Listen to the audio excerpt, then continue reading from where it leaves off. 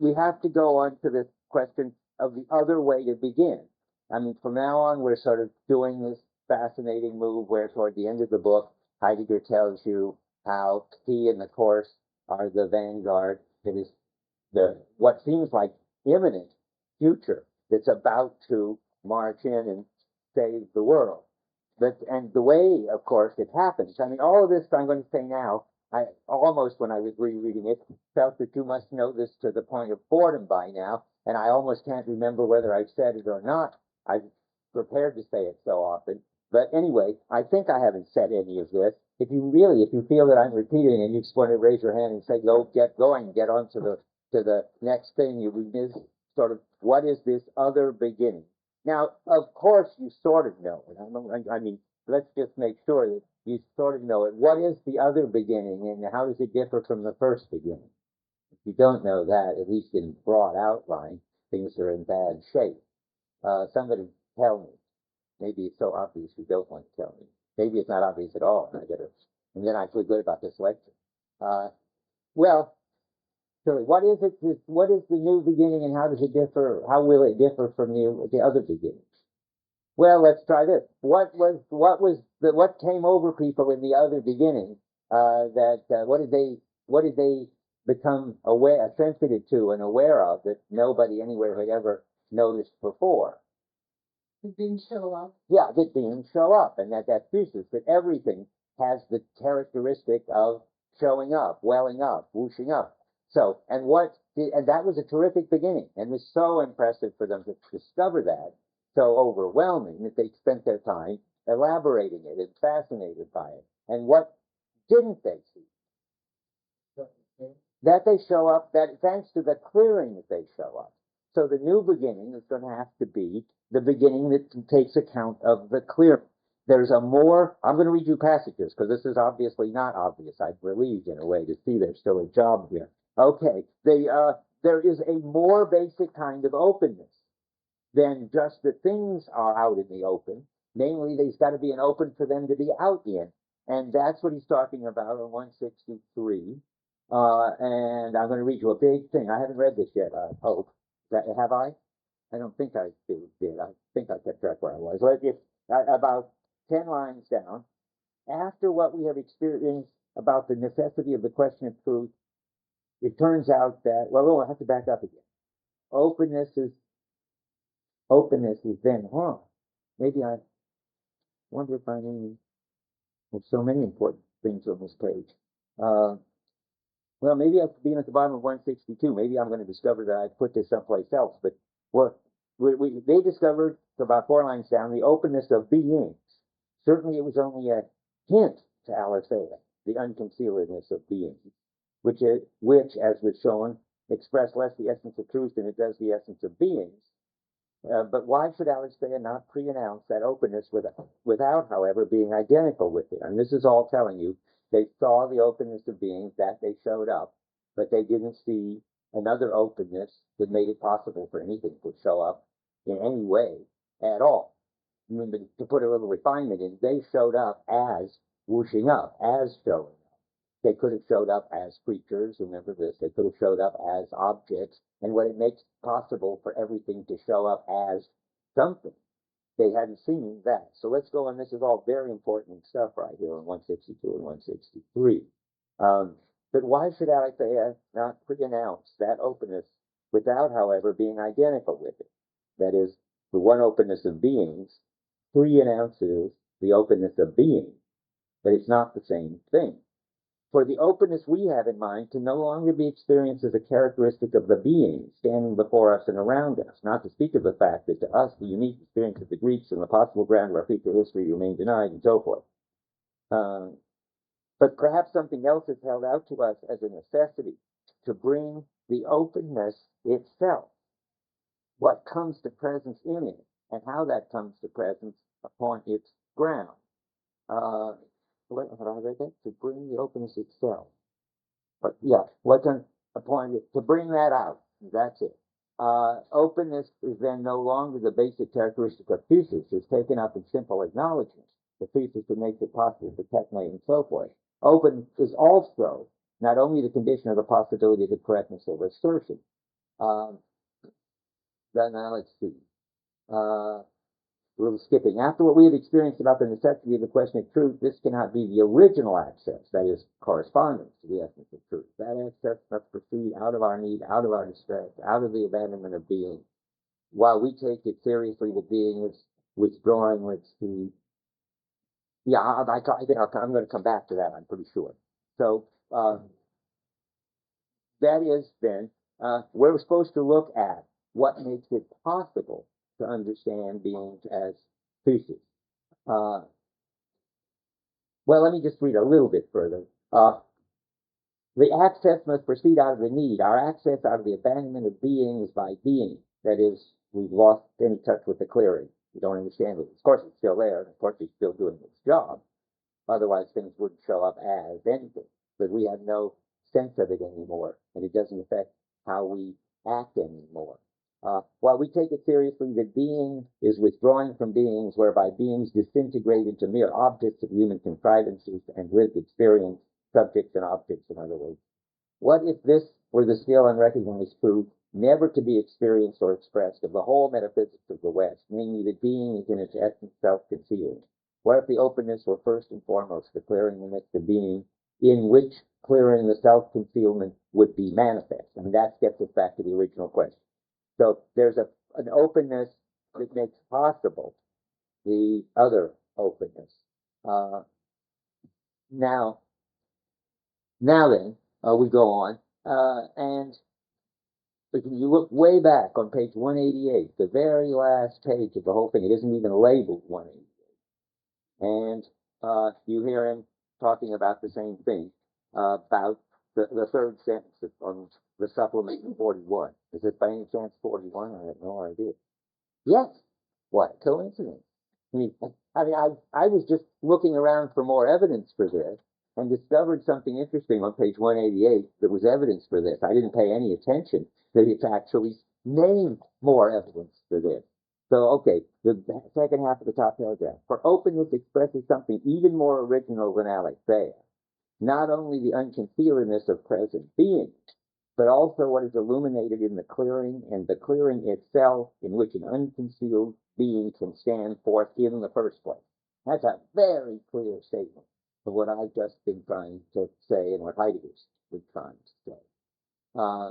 Now, then we just should look next at what he has to say about the clearing, because though we talked about the clearing on and off, we haven't really called attention, I don't think, to where he first names it as the clearing and why he calls it the clearing and what structure it has that makes it withdraw, though we mentioned it on and off. So on 178 and 179, which I remember I told you the important appendices, he gets very clear about that.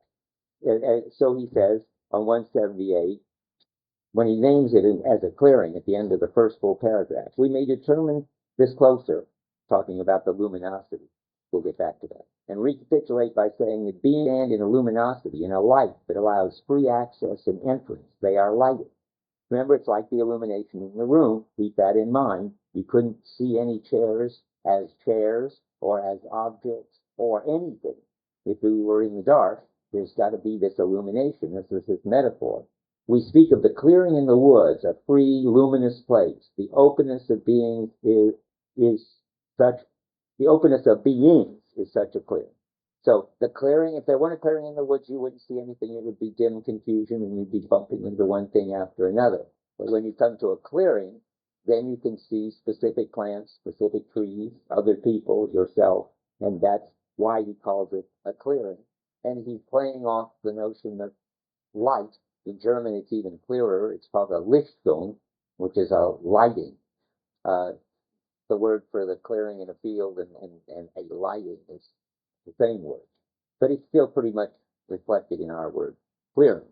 So I'm still looking on 178, the end of the next paragraph, which says, consequently, the latter, on 178, next paragraph, this latter, which is the clearing, by which beings are distinguished from non-being, and owing to which they are, and are as such and such, does not stand in the clearing, but in hiddenness. That is, of course, the clearing it's not itself in the clearing. The condition for everything being intelligible as anything is not something that shows up as one more something that's intelligible. That's why the clearing is so hard to talk about and so hard to notice.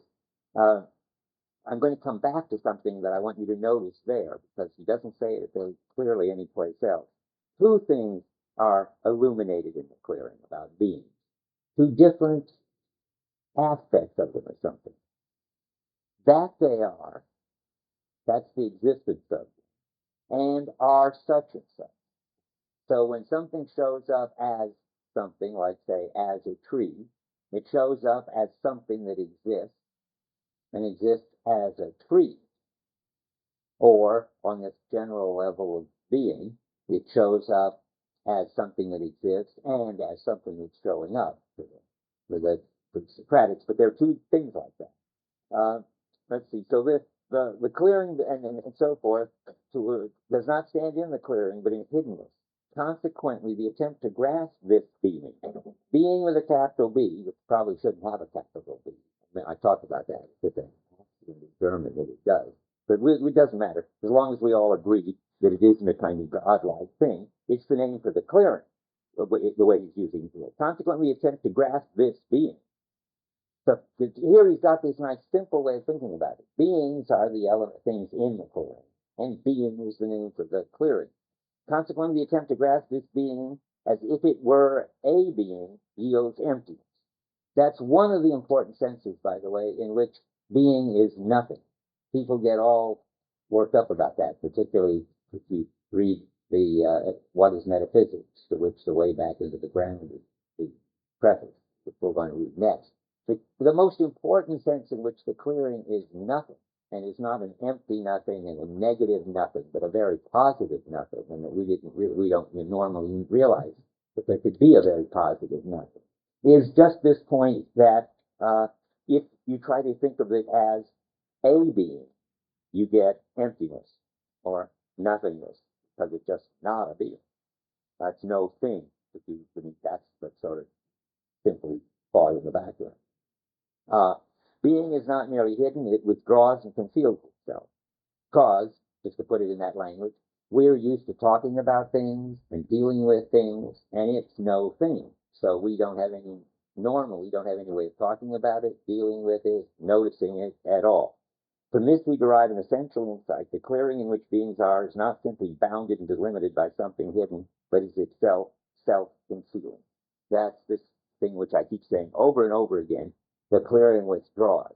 But it's so important because it's what sets us off in this tradition, of which it's the first beginning, namely all the moves that happen when you pay attention to beings and ignore the clearing. I'm going to run through all the steps in a minute.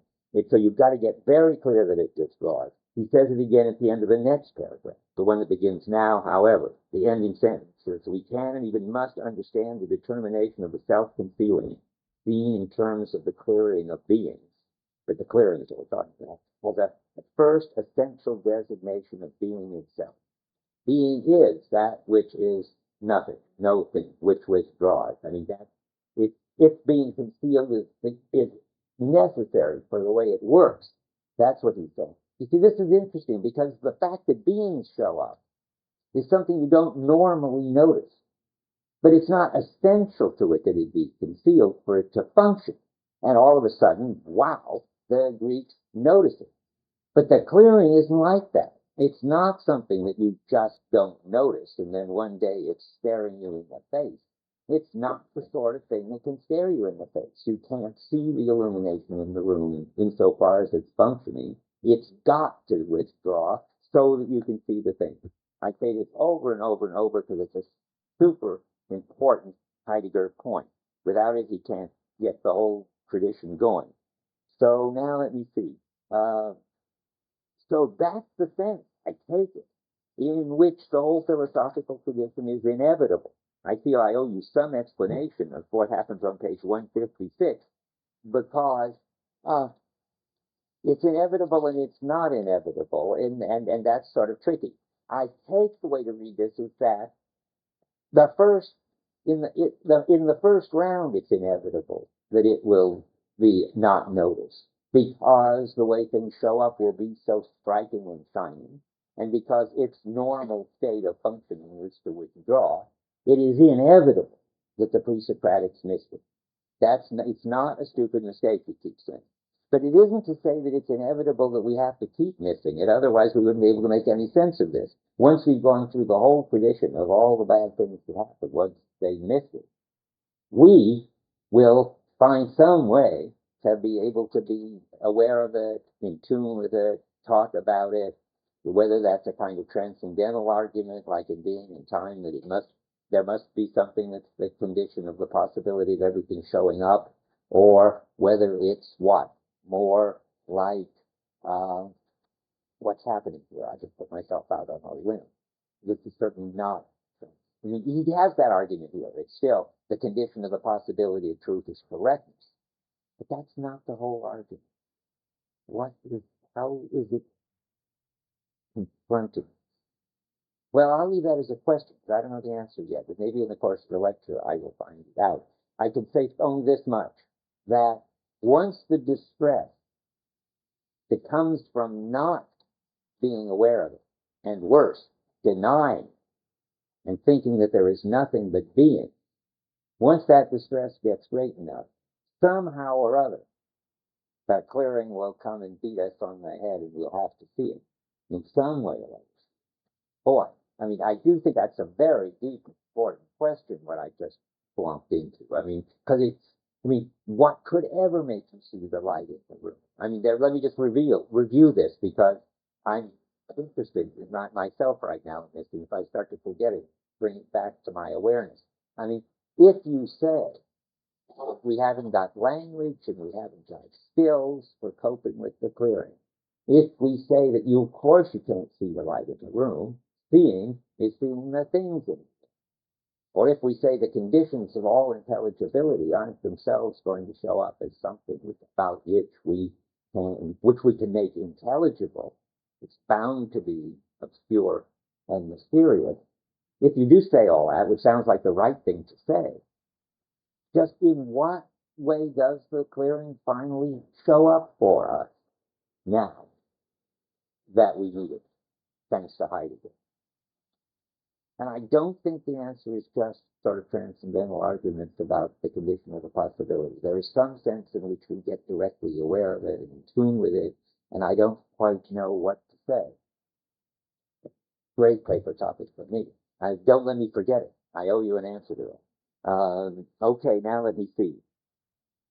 Okay, now on 156, I'm just going to read you the inevitable passages, because they really are sort of bothering, because you don't want to think of this as determined, either sort of like determinism in physics, or even like determinism in Hegel, that somehow it isn't determined in that way.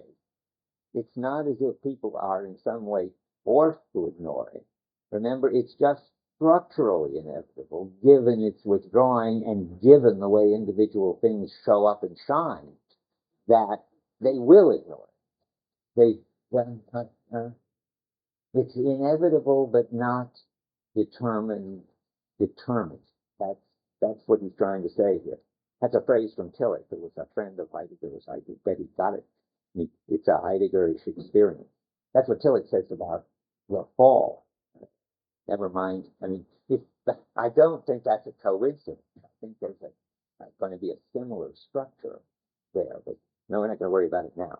While the grasping of beings, the acknowledgement of them on 5 lines down on 156, while the grasping of beings, the acknowledgement of them in their unconcealedness unfold into techne, inevitably and increasingly, the aspects of and what? Techne. Inevitably and increasingly, the aspects of beings. The grammar depends on keeping your eye on that S. The ideas which are brought into view in such grasping become the only standard. The grasping becomes a sort of know-how with regard to the ideas, and that requires a constant assimilation to them. At bottom, however, it is a more profound and more hidden process. It is the loss of the basic disposition, the absence of the original need and necessity, a process linked to the loss of the original essence of aletheia. So they lose track even of what got them to see the showing up of beings, and things get worse and worse, not better and better. Is all he's saying there. I'm going to read more of this later, but not right yet. Okay. So I'm back on 178. Yeah. And now the next paragraph has a lot to say about the illumination and the clearing, and sort of the story about how it withdrew. So I want to read that. All this is so good on 178. I mean, I can't do better than read it. So I'm now reading, since beings and what is known as being stand in the clearing, being reveals itself in a particular way. In self-concealment, its self-concealment is therefore one primordially proper to it. That's like the inevitable of the first round. It shows itself and withdraws at the same time. Sometimes Heidegger says this weird thing, which is like this. That in the 5th century BC, the clearing showed up only to immediately withdraw. I mean, that's a funny way to put it, because I'm not even sure it ever showed up to withdraw, but it shows itself and withdraws at the same time. I don't know how it shows itself, you see. I'm still puzzled about that. I guess I was... No, I had a thought that it showed itself in the totality of the attunement of wonder, which is about, but wonder's about all beings, so I don't think that's how it shows itself. Yeah. Well, what about the first sentence that you just read? Since beings stand in the clearing, being reveals itself in a particular way. Oh, being is the clearing, and now how does it do that? It reveals itself by there being a showing up of beings. Well, that's the transcendental story again. Yeah, that's all the further I can get. I do feel that there's more to it than that, but that's too intellectual. You've got to ask yourself something like, what disposition could reveal to us the illumination in the room it is while it's functioning and invisible somehow, and I don't know the answer yet. But I keep repeating it, because if I did know the answer, I'd be making progress. Okay, I'm going to go on, because this vacillating self-refusal. Now, vacillating is just wrong, but I don't know quite what to do with it. I tried holding back, but that just makes it redundant. Yet, zögern in German does mean hesitating and vacillating in ordinary German, but that can't be what's going on here. I don't know what she's trying to tell us. What's that? Reluctant, I also said, right. I mean, to me, I guess, any sort of psychological term that personifies the clearing as hesitating, reluctant, vacillating, and so forth seems to do more harm than good. But this Zögern word is a kind of psychological term, and I don't know what to do with it. Perhaps reluctant is the best translation, I think. But and it reminds you, and should, of Earth trying to resist being pulled into the clearing. It's a different reluctant, but it's the same kind of psychologizing there, and I don't know what to do with it. John, you look like you want to say something. It is like withdrawal, except I can hear withdrawal as structural.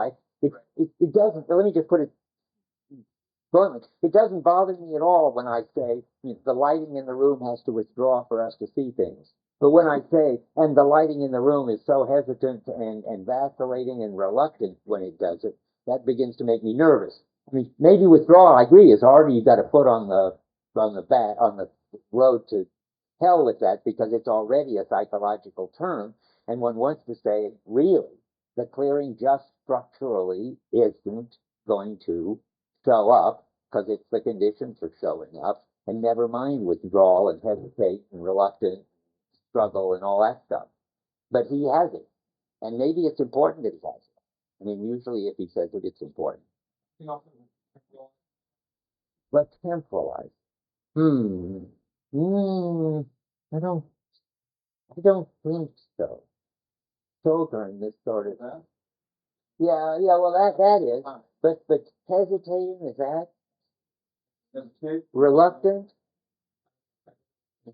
Okay, but I don't see that he's getting anything out of making it temporal. I mean, you'd have to show me that it matters. I mean, the clearing, according to Being in Time, is temporality. And although he has given that view up by now and thinks it's some other thing called space-time, because why should it just be temporality? He's got more and more into the spatialness of the clearing. But I don't, and for that very reason, I'd be surprised if he made it temporal as a big deal at this point. I think that would be surprising, though I'm prepared to be surprised. Doesn't it seem that he has to make it reluctant rather than just slamming the door, because otherwise it would be inaccessible even to him? Well, I see what you mean. I mean, the reluctant, that psychological attribution is a way of saying that it's not that we can't get it to show itself somehow. It's just a lot of, it's going to be hard, just as some reluctant person is going to tell you their secret, but you're going to have to struggle to get it. I mean, I see that's what he's trying to say.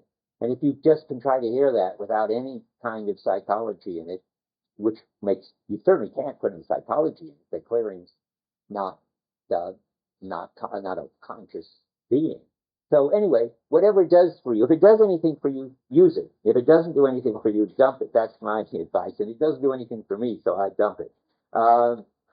Let's see now. I'm reading the last, that paragraph, the bottom paragraph. Let's see. I've just gotten stuck with vacillating. So, this vacillating self-refusal. See, it shows itself and withdraws at the same time. I can buy them. This vacillating self-refusal, we've switched that to reluctant self-refusal, is what is properly lighted up in the clearing, and yet for the most part it goes unheeded. For the most part, right? Where the vacillating, I thought the vacillating self-refusal was the vacillating self-refusal of the clearing. It is. Well, then how can it be properly lighted up in the clearing? Well, that's, I see that as I read it. I see that as another name for the problem. That it is, wait, the vacillating self is what is properly lighted up in the clearing, and yet for the most part goes unheeded. That's the same puzzle. How is it? It's like saying the illumination in the room is lighted up, of course, but in a certain way goes unheeded. But then I want to say, well, the illumination in the room isn't lighted up. The chairs are lighted up. But I mean, this is, I think, the same question. It's something there that somehow we ought to be able to, quote, see, and yet somehow we don't see it. And I don't understand how we were expected to see it. Good. I'm just getting deeper into my puzzle here. And it goes unheeded, corresponding to our comportment in the midst of beings. Well, we got that again. We're going to deal with the chairs in the room, not the light in the room. But the idea, let me just repeat that we could have dealt with the light in the room, but we didn't. Or that we could have named the light in the room, but we didn't. That's very, very puzzling. And we don't know what that means yet. How is he going to use language to talk about that? How if we think that we could have been sensitive to it in some way? Okay, well, I'm sure there's an exciting answer lurking around somewhere. Let me see now. If we stand in, for example, if we stand in a clearing in the woods, we see only what is found within it. Terrific, simple, clear example. The free place, the trees about, precise and precisely not the luminosity of the clearing itself. And how? That's the problem. Are you with me? I mean, and yet he wants to tell us that we should have seen it. Not that we made a mistake in missing it. That's the wrong way to put it. We should have seen it. We can see it now. That's the question. As little as the openness is simply the unconcealedness of being, but is the clearing for the unconcealedness, so little is this self-concealment a mere being absent. It is rather a reluctant refusal. Well, we didn't gain anything with that thing. But up to there, we were as near to getting something straight as we have been able to get. Okay. Now, I wrote a little story here, but I wonder now, in the light of what I've been saying, whether I should tell it. Let me read this, the summary of something. Well, it's just another story. Tell it in terms of style is what I was doing here. It doesn't get us any farther, but I'll read it. What shows up is things lit up as having a style. But the style is so pervasive it's overlooked, just as we don't see the color of the lighting. We don't see the content of our particular style. But you could see it, and then you would see the being of beings, or beingness, and metaphysicians are good at that. And when the Greeks do see it, and name it Thusis, then they become so fascinated that they don't see the clearing that makes style possible at all. And there's the puzzle. It's still lurking. That's sure all true, but then what is it to see the condition that makes style possible at all? Certainly not a meta style. So what? Okay, now I'm going to give you my 6-step summary of what the story is then that we've just been through. Okay, 1 we've done. The clearing, the truth of being happens and necessarily, structurally withdraws. 2, the pre-Socratics were so fascinated by the truth of being that they were the last to notice that anything had happened, had withdrawn. So Plato, following the next generation, overlooks the clearing altogether and just tells us lots of interesting things about the being of beings, namely that they're poiesis, that they are, we don't go back over that, the product of productive seeing and all that. Then Aristotle, because Plato overlooked it, Aristotle denies it. That's a big step forward. So the pre-Socratics sort of are distracted and look at something else. But They experience it. Yes, that's important, whatever that means. They experience it. That's the code name for what we don't understand. And then Plato just overlooks it. He doesn't even experience it. And because of that, Aristotle is in a position to just plain deny it. And to plain deny it is to say truth is correctness. Aletheia means correctness, losing the whole idea that in Greek aletheia means unconcealed. But he doesn't know he's denying anything. No, right. Okay. Good. Denied it is a bad way to put it. Aristotle, by making truth as correctness, implicitly denies it. Or he cuts it off. Right? Okay. Excludes it. Okay, excludes it. I mean, even that gives us the funny problem. You have to sort of know it maybe. But we'll find, but anyway, Aristotle, when he says truth is correctness, that is, he's taking this Greek word aletheia, which clearly means unconcealedness. Heidegger can't be wrong about that. But he doesn't even notice that that's what it means. He just says, look, we got this word aletheia, that means truth. Truth means correctness, in effect. So he's covered it up completely. And then that leads to the gradual loss of meaning in the culture, because I think there's a long story there, but we haven't got it yet. That it's the clearing that gives us the meaningful differences. And if you had only beings, you wouldn't have meaningful differences. I think we get that sort of running around sort of in the background of the age of the world picture, and maybe it'll also come out when, I might as well tell you this now, Hans Slug is going to talk to us about values and how values don't capture the meaning of life and meaningful differences. Hans is coming on October 7th when we're in the middle of doing the Age of the World picture. But anyway, if something happens that if you lose track of the clearing, meaning becomes values, and values can't really give you meaningful difference. As Heidegger says, nobody dies for values. That's what Hans is supposed to explain to us. And then we're at nihilism, our kind of nihilism, which I call, look at that. Have you got a page missing? But have you got page 3? No. Uh-huh. That's all right. Yeah, sorry for it. The machine sends them in a weird order. Okay, so now I'm puzzled about where I am. Okay, 6. We're in nihilism. What is our kind of nihilism? Well, I call it laid-back pluralism. You're supposed to be in it, so you ought to recognize it. Laid-back pluralism says, well, there are all different kinds of ways of looking at the world. You have yours and I have mine. Mine doesn't have any more authority than yours, but I just happen to have these values and you happen to have those values. And it's all just sort of not very serious what values anybody has, because if I didn't have these values, I could have your values and so forth. That's what I call laid-back pluralism, that it would be no meaningful differences have authority in the culture anymore. Right, you're not committed to your meaningful differences. No meaningful differences have authority in the culture, and no meaningful differences have authority for the individuals in the culture. Okay, and that gets us, that's number 6 in my story of stages. That leads to our new kind of distress, which is this mixture of, which, well, basically is horror. I think Heidegger has horror for Troya, but not the normal people. It just leads to this terror or horror which is a funny, over-dramatic word, I think, for nihilism. I would think it would be more sort of being kind of bored, like Gordon sounds when he's talking about sort of the human condition. It would be, and even he is a lot more involved in sort of claims to be, I think. But I mean, the horror would be this kind of blah, really. I think it's very strange to me to call it horror. I don't know, but it's our condition with the mood we're in.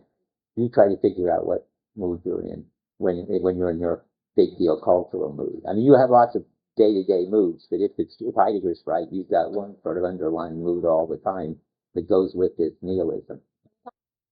We wouldn't normally know it, but I think, I mean, it's not something we couldn't know, I think. And if you tried to figure out what it was, I'd be very surprised if you found that it was horror or terror in some normal sense. Yeah. Different word, different working fine. Oh, well, that's completely different from it.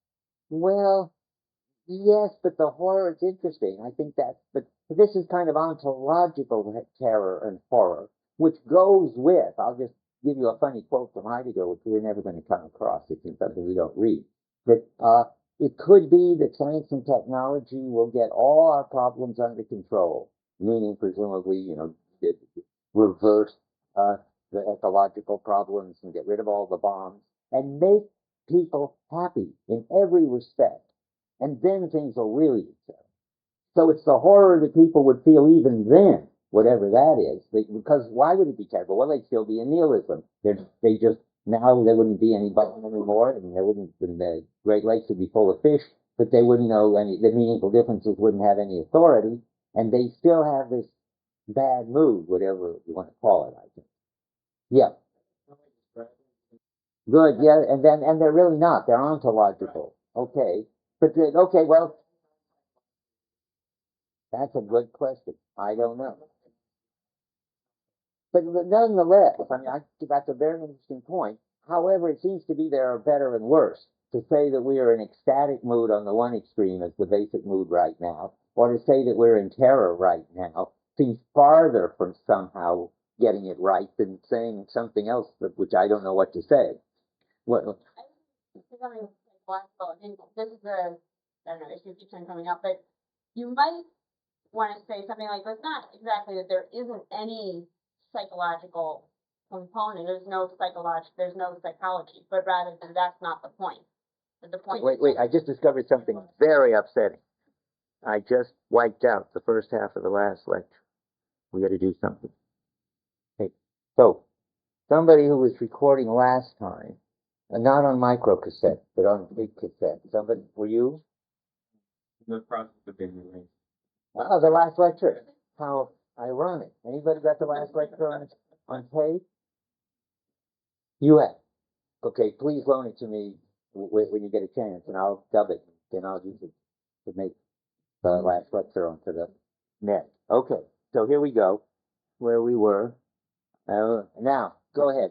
I was going to say something to Rick about psychological terms, but I think we should stay on it. Okay, so we were then, okay, our distress then gives us a new beginning. We have a new kind of distress, and it makes possible a new kind of beginning, he seems to be saying, on 160. That's where it talks about nihilism. I read the nihilism part, but I want to go on about 2/3 down. What is the abandonment of beings by being? That beings still are, and yet being in its truth remains denied to beings and consequently to man. The denial understood as the essence of being. And if this event, which proceeds out of beings as a whole, with concealed ground, with the still veiled, basic disposition, compels us into another necessity of another original questioning and beginning. So we're in some kind of distress that's parallel to, but not the same as the distress of the pre-Socratics. It's now not that everything is coming at us and reaching up. It's now that presumably nothing matters or has authority for us at all. And that compels us to a new beginning. He says a little bit more about it on 171, the last paragraph. The need of the new beginning has its own form and has And as a consequence, wonder is there the compelling basic disposition. Oh, the first beginning, sorry. The need of the first beginning has its own form, and as a consequence, wonder is there the compelling basic disposition, and the primordial and lasting question is there the question of being. What are beings? That's a good summary of their problem, where they got an answer. On the other hand, the need of the other beginning has the form of an abandonment by being, to which corresponds the basic disposition of terror. There it is again. Therefore, even the primordial question is different in the other beginning. The question of truth, the question of the essentialization of truth, that means really the question of how truth works. That's the essentialization word, the evasion of truth. And the question of how truth works gets you back to the question about the clearing. It's funny that you should put it that way there, but that's how he does. So, conclusion, because the Greeks thought about unconcealedness, but not of the prior necessity of concealedness, that is, this really essential withdrawing. They only thought of these things coming out of concealment, but they didn't really think about the basic kind of concealment. The West was led step by step to truth as correctness, and from there to nihilism. Well, now I'm on 183, where he runs through this thing in a hurry. In the middle, he doesn't quite get to nihilism. I wish he had. But in the middle paragraph, truth belongs to the essentialization of being. That again, remember that's how being works. Without exhausting its essence. Without what? I don't know. Without it completely exhausting how it works, because it not only makes possible things coming into the open, but it stays concealed. Truth belongs to the appropriating event. Oh, do we have to talk about that point? Well, the appropriating event, I'll just tell you, here is, it's got to do with how human beings receive a clearing. That is the appropriating event. And truth belongs to being. Truth belongs to the appropriating event, and truth belongs to being. That is why the Greeks experienced for the first time in the thinking of beings as such unconcealedness of the beingness of being, because they did not ask about being itself, truth degenerated into correctness, and so forth. I guess we've said that enough.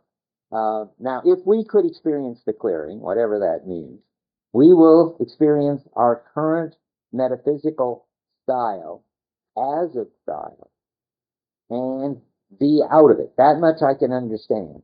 That much, I mean, there are two parts, really. To see that our current understanding of being is an understanding is something that Heidegger can help with by telling you this whole story, which is that there has been a lot of them, and why shouldn't ours be just another one, like the medieval one, and the Greek one, and the modern one? I mean, of course, it's not enough, as he would say, that you now learn to tell the story, and you've got to really experience the story, live it some way. But he thinks that he can help you on that, and you're going to see him trying to help you when we get to the age of the world picture, and particularly the question concerning technology, help you see your current style, the technological style, as a style. Yeah, that much he can do. But whether that would be, and that would be, then we would know there was a clearing, and that it was making styles possible. That's as far as I can get. Maybe that's as far as he can get. I don't know. Let me go on. And would we be in wonder then? Well, yes and no. Things wouldn't be whooshing up and overwhelming us, but we would be grateful that anything showed up at all. And we'll get to that again. Even technological, I keep telling you, but you'll see. Even technological things we'll be grateful for. And we'll see them as unusual, even when they're usual. Now let's see. I'm going to read this, but I don't know where it gets us. For the pre-Socratics, wonder was both the preparedness and the new style, which began history for the first time. Having been through the big understandings of being with the big meaningful differences, we need more content in our new style. Oh, I see. This is all Dreyfus now. I mean, in the sense that I don't have any quotes from Heidegger, but I think I'm going to give you this as what Heidegger is saying, And if you can find the evidence for it, please tell me. So the story, I think, must be, having been through the big understandings of being, the big meaningful differences, we need more content now than they were satisfied with, namely just the things show up. If and when we get a new style, then the wonder will fade, because we will then be struck by all beings being creatures, or something, not that, because that's happened already, but something like that. And being, a new kind of beingness will be obvious with its new kind of meaningful differences. And our job will be preservers of that. We will understand that those meaningful differences depend on us living according to them. Just as the Luther's people understood that that they were preservers, and it did depend on how they lived that the meaningful differences of Protestantism were put in place and held there. But they didn't understand themselves as preservers. But having seen this history, we will have to get a new, serious, meaningful difference, and Heidegger can't give it to us. And when we do, Heidegger can help us see that we are the preservers of it. And having been through the first beginning, we won't make the mistake of forgetting the clearing and aletheia. We will no longer think of truth as correctness, that is, that our new meaningful differences are the right meaningful differences that everybody else missed, and were the right ones for human beings all along. That's a metaphysical mistake. We've made that mistake. It's run out. And if we ever do get a new God or a new understanding of being, we won't make that mistake again. That seems to be the story. Now, the question then finally is, okay, that's the sense in which there's nothing Heidegger can do about it, because he can't give us a new style or new meaningful difference. And if there was a new style moving in on us, he would put it, and if he were a thinker, he might be able to focus it for us. Nietzsche was the last thinker who focused the last style moving in on us, the one we're in now. The flexible ordering of ourselves and everything else. We'll hear a lot about later. But who knows what new style is moving in on us? When I try to talk about this, I always give two examples just so it doesn't sound completely empty. One is, neither one of them are completely satisfying by any means, but they give you a clue. I mean, you don't remember Woodstock, of course. You're too young. But I remember Woodstock. And Woodstock was perhaps a new style moving in on us. Marginal practices like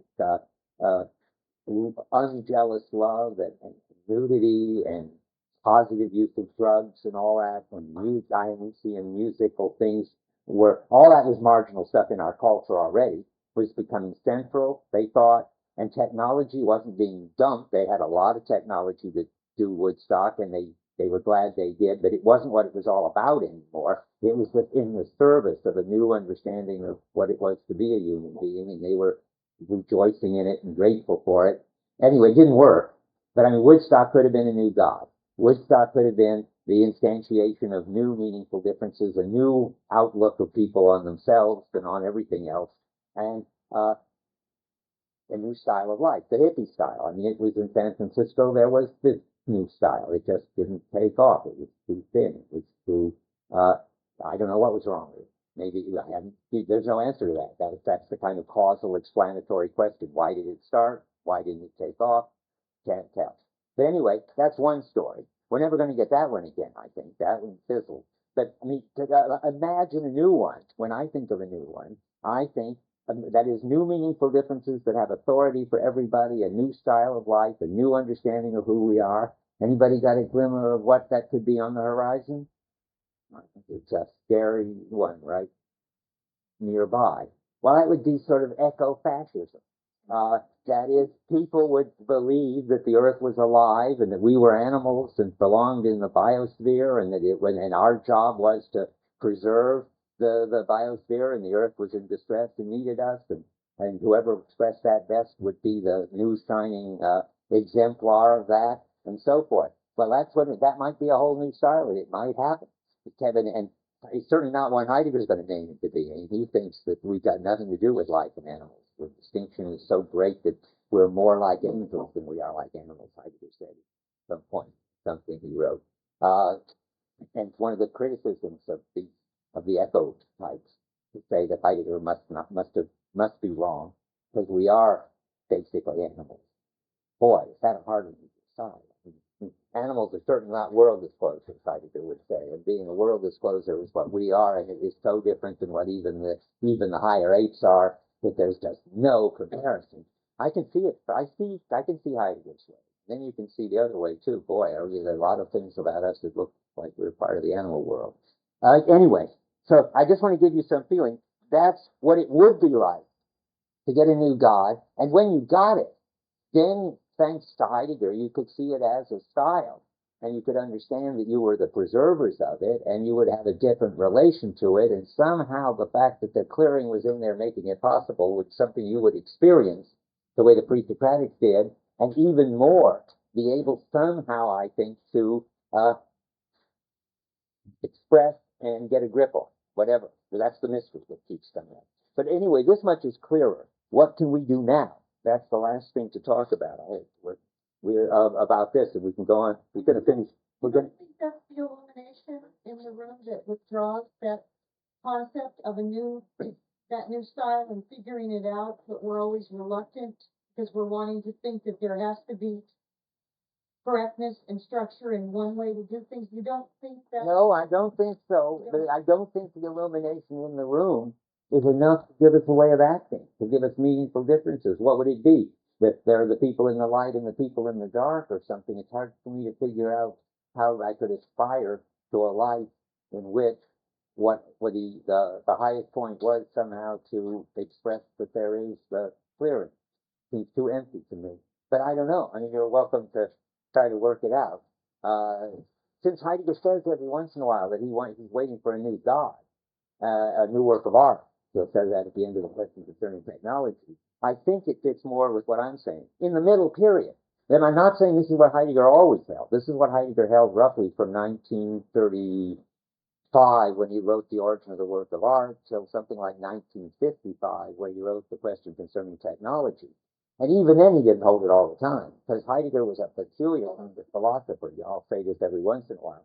He was on several paths at once, inconsistent paths. He was trying them out. He was not being a metaphysician and not feeling that he had to have the answer and then defend it. He was trying out several things, but he was, among other things, trying out the idea that we needed a new God, certainly up to 55, because that's what he says so in the technology lesson.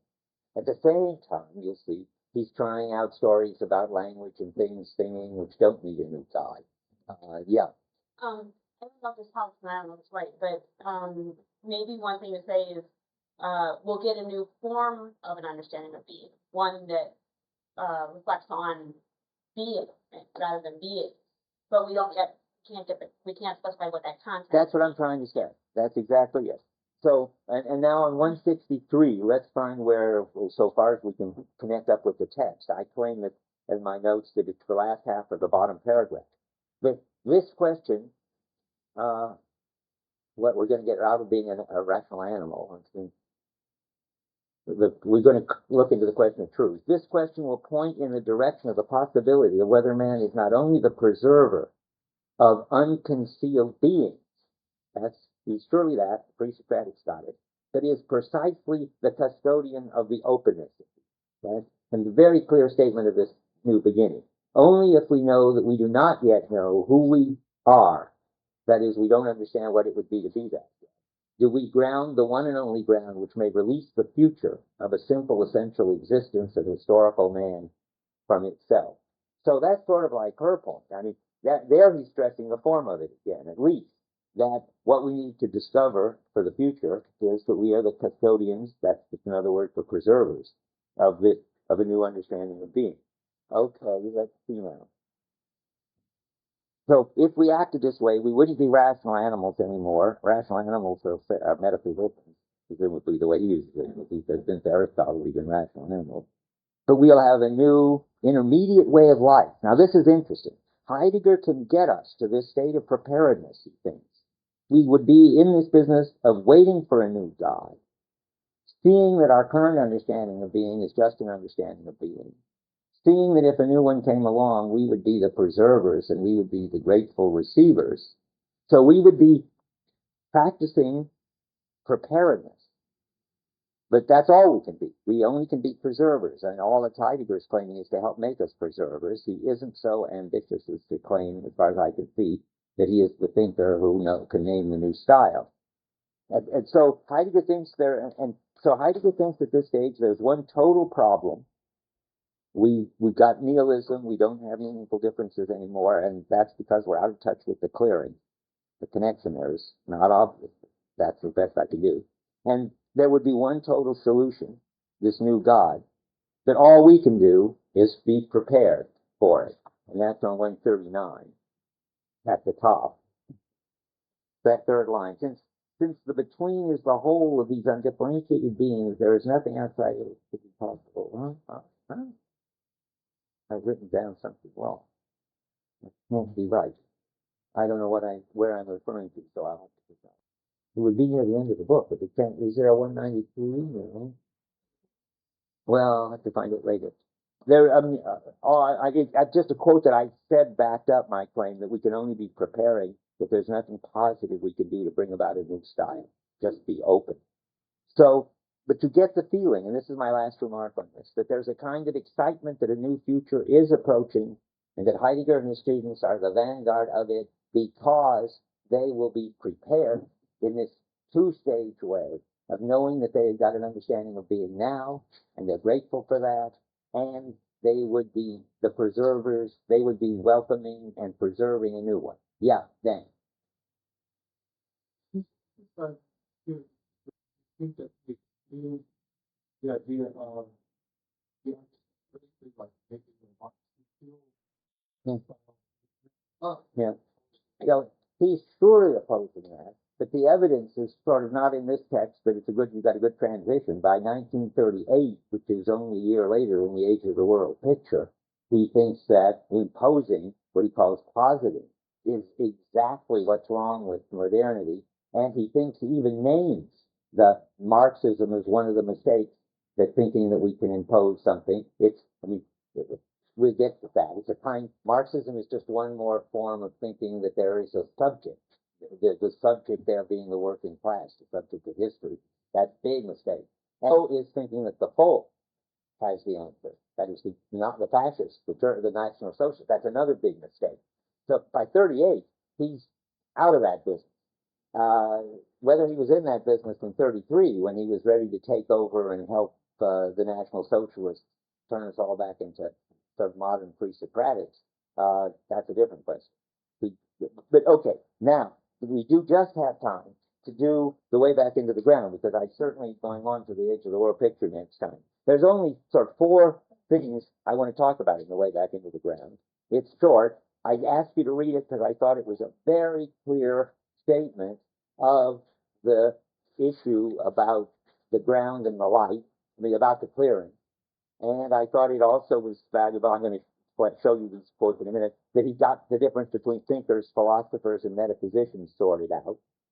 And it's interesting because he explains what ontotheology is. And I'm going to go over all of those right now for the next 15 minutes. It's also interesting to those who have had the being and time course to go back to see how he's reinterpreting being and time to make it do the job of being an attempt to get us to understand the clearing as a clearing and so forth, which is not a total change, but it's a different slant. But if you haven't read Being in Time, as I said, just don't pay any attention to half the essay. Sorry about that, and probably now that I realize that, I might not have asked you to read it at all. But since I did, there's certainly plenty to say. One thing that I'm curious about, this is just a transitional remark, is the remark on 281 in the 3rd paragraph, at the end of the 3rd paragraph. If it's true, and maybe I'm misreading it, that he thinks in basic questions that he and his class are at least in the business of preparing everybody for a new God, that is reversing the oblivion of the clearing, which has been getting worse and worse up to then, and thereby making them ready to get a new clearing when it comes along. If that's what he's saying, and it looks like that's what he's saying, he's gotten a lot more pessimistic, because he says at the end of the third paragraph, what if there were signs that this oblivion will enter, it says, this oblivion will enter into oblivion still more decisively in the future.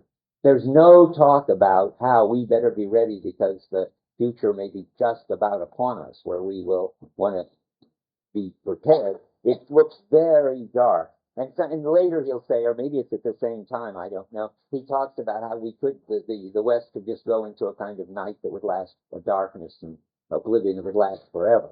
But that's not the main thing. I just thought that was curious. Okay, so on 278 first, this is an easy one. He's talking about the difference between thinking and philosophy and metaphysics at the bottom of 278. Metaphysics, insofar as it always represents only beings as beings, does not recall being itself. That's so metaphysics becomes the name for all the stuff in the philosophical tradition that thinks that names the being of beings, says all beings are such species or created. Metaphysicians talk about the being of beings or beingness. Now, philosophy does not gather itself upon its ground. It always leaves it. Well, now we're back to the tree. Philosophy, then, is being equated with metaphysics. That doesn't surprise that Heidegger doesn't want to be a philosopher. That the whole philosophical tradition, starting with Anaximander and named by Plato, is always the story of the tree, as he puts it. That's what I really wanted you to read, this metaphor, this tree which is growing out of the ground, the background. And the tree is the beings, and philosophers name the being of these beings. But philosophers don't have any sense of the ground, the clearing, the background. Out of these beings get to be able to show up as anything. So it always leaves its ground, philosophy, leaves it by means of metaphysics, and yet it never escapes its ground. Insofar as a thinking sets out to experience the ground of metaphysics, insofar as such thinking, and now we find out what thinking is, that's Heidegger, such thinking attempts to recall the truth of being itself instead of merely representing beings as beings. Thinking has, in a sense, left metaphysics. But thinking isn't philosophy. Philosophy can't leave metaphysics. From the point of view of metaphysics, such thinking goes back into the ground of metaphysics. Okay, now what's interesting there, and what you have to keep in mind, is he's changed the meaning of thinkers from the thinkers in the origin of the work of art. The thinkers in the origin of the work of art are the people who name the being of beings, and thereby focus and stabilize a new epoch in the understanding of being. Those people are now metaphysicians, and the word and the name thinker is reserved for Heidegger. It does nothing is at stake except getting the vocabulary straight. But it's very confusing if you don't get it straight, because it's clear that the definition of thinkers here contradicts the definition, or head on the definition of thinkers in the origin of the work of art. They're both important jobs. Heidegger thinks metaphysicians are very important, not denigrate them. Being able to name the being of beings and thereby stabilize an epoch and give people meaningful differences and so forth, that people like Plato and Aristotle and St. Thomas and Kant and Nietzsche can do is fantastic. But it's not what Heidegger's doing. That's sure. Are you worried about that? I think that we have two categories, not three. That's right. I think that philosophers, it looks pretty clear that philosophers I said get clear about thinkers, philosophers, and metaphysicians. By get clear, I mean thinkers and philosophers philosophers and metaphysicians are doing one thing, talking about beings, and thinkers are doing something else, talking about being. So then I just want to read you this very nice story about the earth and the light in metaphysics. It's just the same old point, but every time I see it, I like it. At the bottom, metaphysics thinks beings as beings. Wherever the question is asked what beings are, beings as such are in sight. Metaphysical representation owes this sight to the light of being, which the footnote, meaning a marginal note, is clearing, of course. The light itself, that which such thinking experiences as light, no longer comes into the range of metaphysical thinking, for metaphysics always represents beings only as beings. Within this perspective, metaphysical thinking does, of course, inquire about the being that is the source and originator of this life. Now, I'm at the bottom of 277. This is taking us to the next point, which is ontotheology. So metaphysics not only asks about the being of being, but it asks about what is the source of beings and of the being of being. What's the source of everything? And then it's going to come up with something like the good in Plato, or the unmoved mover in Aristotle, or the master monad, or the transcendental unity of apperception, substance in Spinoza, some answer like that. And that is the source and originator of the life. Of course, they don't know about the life. They just know that they will put it this way, that there is some most intelligible being. And in terms of that being, we can understand how everything else gets to be intelligible. That's their job. But the light itself is considered sufficiently illuminated through its granting the transparency of every perspective upon beings. That is, they don't realize that there's anything more that they need than to name some one being, which is so clear and so intelligible that everything else can be understood in relation to that being. That's as close as they get to the light. But that's not the clearing, and it's not, and the earth out of which all of this is growing. Let me just read that part with the second paragraph. He loves that quote, which is fascinating. Philosophy grows out of the earth, but the quote, of course, comes from somebody in metaphysics who doesn't care about the earth, but he cares about the earth. So second paragraph on 277. Staying with this image, we ask, in what soil do the roots of the tree of philosophy take hold? Out of what ground do the roots and thereby the whole tree receive their nourishing juices and strength? What element concealed in the ground and soil enters and lives in the roots that support and nourish the tree? I mean, philosophy is living out of the fact that the clearing has opened up an understanding of being, in which there are beings showing up as something. But it's living out of it, but it doesn't know that. What is the basis and element of the essence of metaphysics? That's again this clearing. What is metaphysics viewed from its ground? What is metaphysics itself at bottom? Well, what is metaphysics viewed from its ground? It's something that has a ground that it doesn't know about. It's something that grows in a ground that it needs to grow, but it doesn't know that it needs. That's just another statement of the same thing it's been saying over and over. Okay, now one more thing. Since I use the term ontotheology a lot, and it gets explained pretty well on 287. So ontotheology, let me say it my way first. Heidegger has discovered, as I pointed out to you, that metaphysics reveals beings as such and as a whole. That phrase comes up every once in a while. And I said beings as such means the essence of everything, what everything is. And beings as a whole means the existence of everything. The whole bunch of stuff. I would say the world, only Heidegger's got a technical term for world, and I can't say the universe because that's what science studies. Heidegger's language would be either the totality of beings, he says that, or sometimes he says what there is. So it reveals what there is and how it is. Another way he puts it sometimes. Now, when you get that, then metaphysics comes along and does two things. It tries to find out the general characteristic of everything, what there is. It tries to tell us about beings as such, beings as beings. And it says, we get used to this, what sort of thing does it say when it tries to tell us about beings as beings? What kind of magic words? Give a magic word. Species, it says, or creature, or object. That is to say, that's what being as such is. That's what beings are.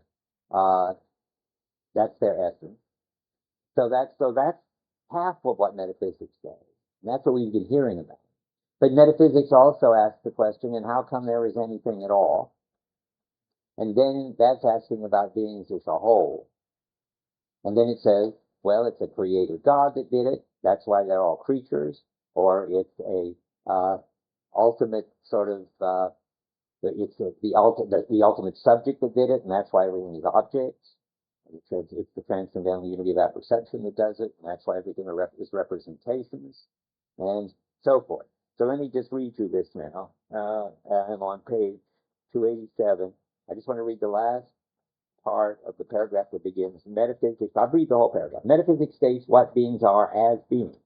It offers a logos about the being, about beings, that all. The later title, ontology, characterizes its essence, provided, of course, that we understand it in accordance with the proper significance and not through merit-classic meaning. Metaphysics moves in the sphere of the being as being. Its representing concerns beings as beings.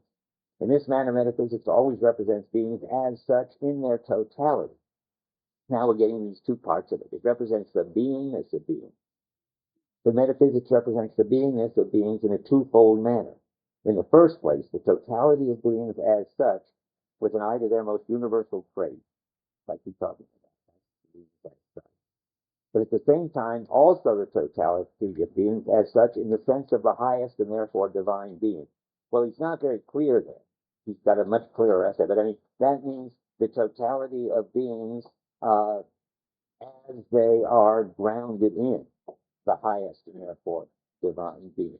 That is, whether it's creation or whether it's the way the good makes everything flourish in Plato, or whether it's, we'll go back to that again, whether the subject makes everything objects, that's the divine being. The divine being can be us as transcendental unity of apperception. So let's see now. In the Metaphysics of Aristotle, okay, now that's all. Let me go on. I may not want to go on. Yes, I have to go on a little. Next paragraph. Because it represents beings as beings. Metaphysics is, in a twofold and yet unitary manner, the truth of beings in their universality and in the highest being. According to its essence, metaphysics is at the same time both ontology in the narrow sense and theology. This ontotheological essence of philosophy must be grounded in the way in which being opens itself up, namely as being. As beings. Okay, so there you get, I mean, just so when the word ontotheology comes by every once in a while, it's just a more detailed account of the structure of metaphysics. And he wrote a whole essay, if you're interested in it, called The Ontotheological What does it go? The Ontotheological Basis of Being? I don't remember. But he wrote an essay on ontotheology in which he explains all this in a lot of detail, but gives a lot of examples. But I think you get it. And it's only just it helps you to understand the jargon that you need to get it. I think it's a brilliant move to try to find the structure of all philosophy and why it's got this structure. That's what he's really asking. How many know Nietzsche? Funny when he applies it to Nietzsche. Okay, well, this is for those who do. I mean, he tries to say that about Nietzsche, that the will to power is the being of beings. Everything, Nietzsche says in so many words, everything is will to power. That's easy. And he says the eternal return, that is, of the same, that's what it is to exist. And that takes the place of the other half of the ontotheology. That's the answer about sort of what is the, and something, it's a very minimal theology, of course, but it's something like, and what is the status of beings as a whole? Well, the general characteristic of beings as a whole is that they are will to power.